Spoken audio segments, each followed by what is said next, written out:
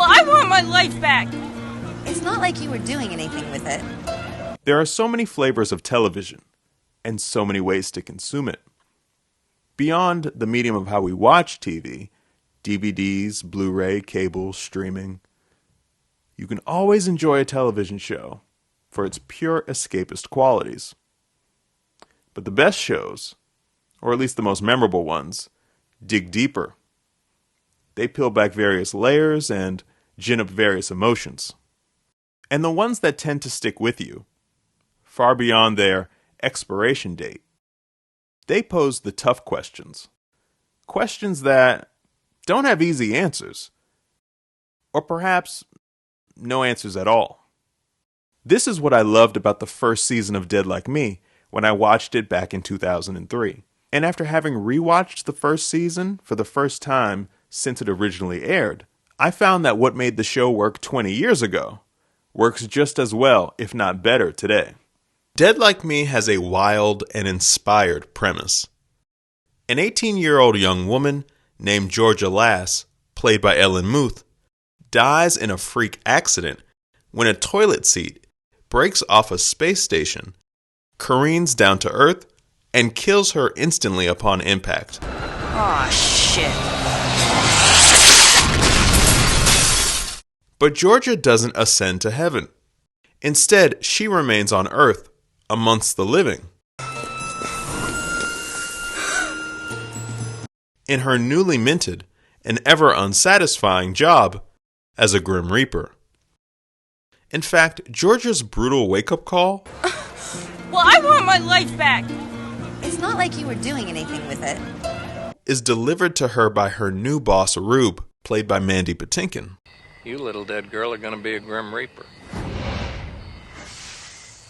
Huh? Georgia soon meets her fellow co-workers, Mason, played by Callum Blue, Roxy, played by Jasmine Guy, Betty, played by Rebecca Gayheart, and later in the season, Daisy, played by Laura Harris. They're all Grim Reapers too, and certainly a strange group. In fact, they meet each morning at a local diner to exchange unpleasantries. Do your nipples get hard when you sneeze? They don't. I don't know. And begrudgingly accept post-it notes from Rube with the names of the latest souls they have to take. Georgia, as expected, doesn't take too kindly to her new job. I can't do this. Sure you can. You have to. I don't have to do shit. What I always appreciated about Dead Like Me is its complete comfort in living with and questioning the unknown. We don't know why Rube is the leader of this unlikely group of grim reaping misfits. We don't know why he doles out post-it notes with the exact ETD, or estimated time of death, for human beings. We don't know if or when the job of a Reaper will conclude, or what happens to a Reaper that eventually finishes his or her tour of duty. As Rube tells Georgia, that's just the way it is. At the end of the day, the afterlife is just as perplexing as life itself. I know what might cheer you up. What? Your autopsy.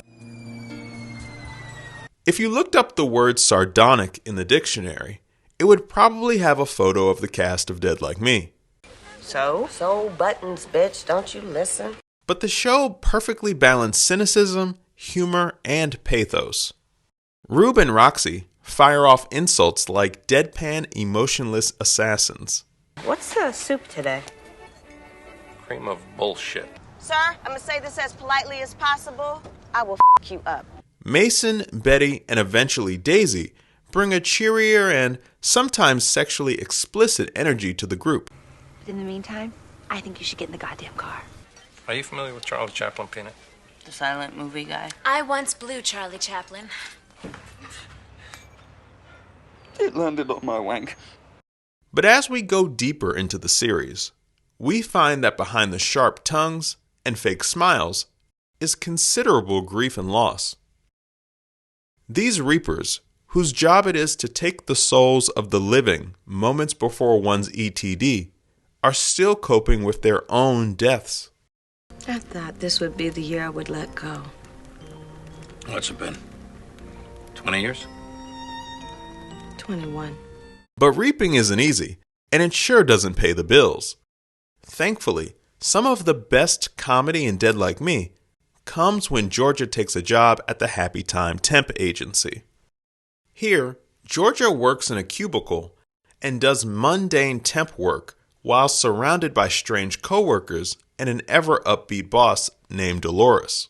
Now, Dead Like Me was always funny to me in 2003, and it didn't hurt that Georgia and I were about the same age at the time. While she was working her first job at Happy Time, I was working my first part-time job collecting payments and booking appointments at a chiropractic office. But I never had a true office job until 2006. And now, rewatching the show having worked in an office setting for several years, Dead Like Me is all the more relatable and funny and awkward than ever before.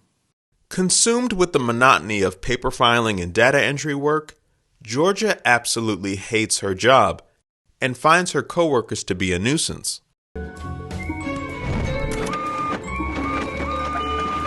But she also has an extremely sweet and highly talkative boss that appreciates all of her contributions. Are you challenged, Millie? Sort of.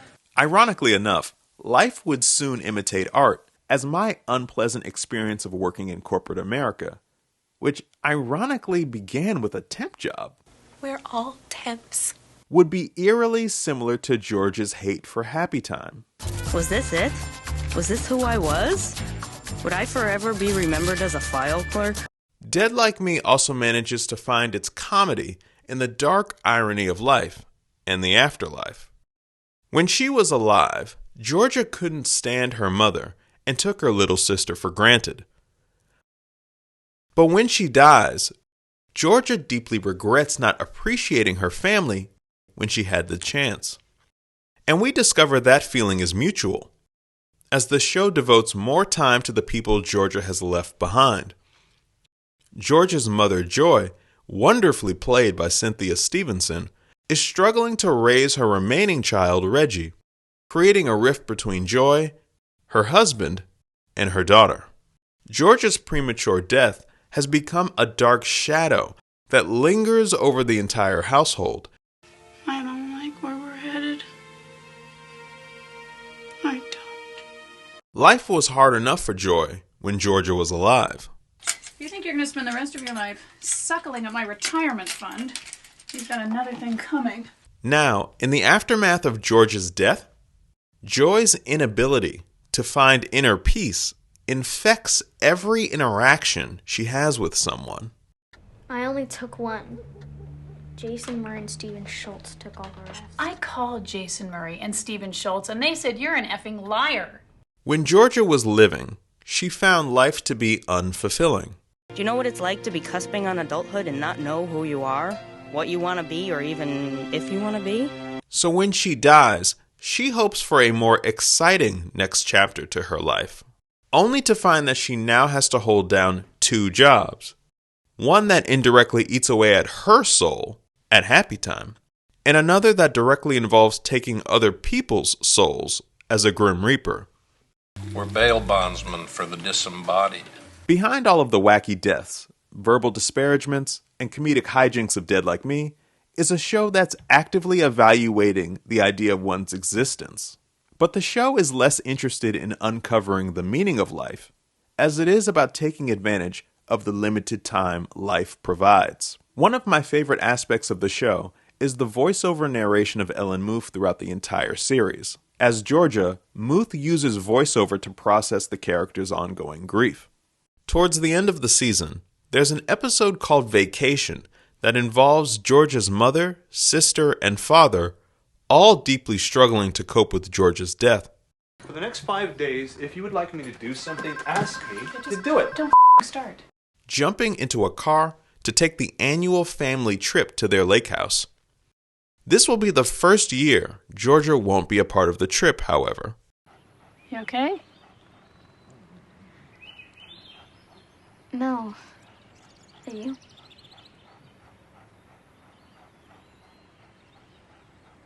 No. Feeling homesick, Georgia splits off from her Reaper family to revisit the same lake house of her real family. Arriving shortly after her mom, dad, and sister have just left, Georgia wonders whether she neglected the beauty of life altogether. Maybe death was the temp job, and life was the vacation. A vacation you were supposed to spend with the people you loved. Perhaps Georgia was right. In life, we all believe that the best is yet to come. In death, we hope that something greater awaits us. But maybe the best is already here. Perhaps we are all on an extended vacation. And if life was that kind of vacation, what then? What would your last thoughts be then? Hey, you made it all the way to the end. And I didn't have to write your name on a Post-it note. I'm impressed. If you like this video, please hit the like button down below. I'd really appreciate it if you could do that. And if you're a big Dead Like Me fan, let me know. Would you like me to cover season 2 of the show? Give me your thoughts. And also feel free to let me know how you got into Dead Like Me in the first place. Did you watch it back in 2003 like I did? Or did you kind of come about it later through streaming or DVD, something like that? And if you like film and television, definitely subscribe to my channel. I'm going to be doing more videos like this on older films and TV. I'm going to probably do some things on more current shows and movies as well. So if you enjoy this format, or you just enjoy film and television and you don't mind my commentary on things, feel free to subscribe. I'd love to have you along. So I'm going to keep this very short and sweet. Once again, I really appreciate you watching, taking the time out of your day to do that, and hopefully I'll see you in the next video.